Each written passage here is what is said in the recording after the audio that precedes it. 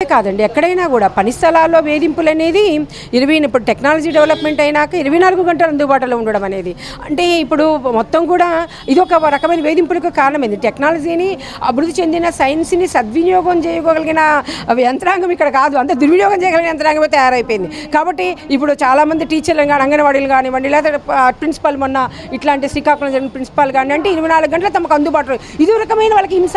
పని స్థలాల్లో ఈరోజు పని స్థలాల్లో వేధింపులకు సంబంధించిన దాంట్లో అనేక రకాల వేధింపులు, లైంగిక వేధింపులు ఉన్నాయి, ఇట్లాంటి వేధింపులు ఉన్నాయి. కానీ వీటన్నిటిని కూడా లైంగిక వేధింపులు ఇట్లాంటి అన్నిటి కూడా వాటిని ఆన్సర్ చేయాలంటే వాటి గురించి మాట్లాడాలంటే ఒక ఇంటర్నల్ కంప్లైంట్ సెల్స్ అనేది ఏర్పాటు చేయాలి. ఇంటర్నల్ కంప్లైంట్ సెల్స్ ఏర్పాటు చేయాలి. అదేవిధంగా ఆ ప్రాంతాలు కూడా అనేక కంప్లైంట్ సెల్స్ ఏర్పాటు, సెంట్రల్ కంప్లైంట్ సెల్స్ ఇట్లాగ ఇంటర్నల్ కంప్లైంట్ సెల్స్ లేవు, సెంట్రల్ కంప్లైంట్ సెల్స్ ఎటువంటి కంప్లైంట్ సెల్స్ ఉండవు. ఇవన్నీ కూడా ఏమి ఏర్పాటు చేయకుండానే ఒక అబద్ధాన్ని మొత్తం కూడా నిజం చెప్పుల్లో కాళ్ళు పెట్టకముందు అబద్ధం భూప్రదక్షిణ చేసినట్లుగా మొత్తం భూప్రదక్షిణ చేసేసి ఏమి అన్ని దుర్వినియోగం అయిపోతుందంటే ఏ చట్టం దుర్వినియోగం కాలేదండి. అన్ని చట్టాలు పకడ్బందీగా అమలవుతూ మహిళా చట్టాలు మాత్రమే దుర్వినియోగం అవుతున్నాయా? కాదు కదా.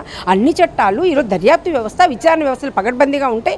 అట్లాంటి వాటిలో ఇట్లాంటి కేసులన్నింటిలో కూడా వాస్తవాలు నిరూపించడం కోసం సరిగా ఉంటుంది. కానీ రేరెస్ట్ కేసుల్లో కూడా వాస్తవాలు నిరూపించలేకపోవడానికి తప్పు అనేది ఈరోజు మొత్తం విచారణ వ్యవస్థను బాజులు చేయాలని లా కమిషన్ చెప్పింది. కాబట్టి ఇట్లాంటి లా కమిషన్ చెప్పిన ఉత్తర్వులన్నింటినీ కూడా బుట్టదాఖలు చేసి ఇలాగ పోషన్ కానీ పోక్సో కానీ ఇట్లాంటి వాటన్నిటిని కూడా అమలు చేయడానికి నిర్భయ, అన్నిటికంటే అన్యాయమైంది నిర్భయ ఫండ్ అండి. నిర్భయ నిధులు ఈరోజు నిర్భయ నిధుల్ని అనేక మంది బాధిత మహిళలకి వాళ్ళందరి యొక్క విద్యకి, వాళ్ళందరి యొక్క ఉపాధి కోసం, వాళ్ళ యొక్క జీవితంలో మెరుగుదల కోసం ఉపయోగించాల్సి ఇవన్నీ కూడా ఉపయోగించకుండా వాటన్నిటిని కూడా నిధులు వెనక్కి వెళ్ళిపోతున్నాయి, మురిగిపోతున్నాయి. అయినప్పటికీ కూడా ప్రభుత్వం పట్టింపు లేదు.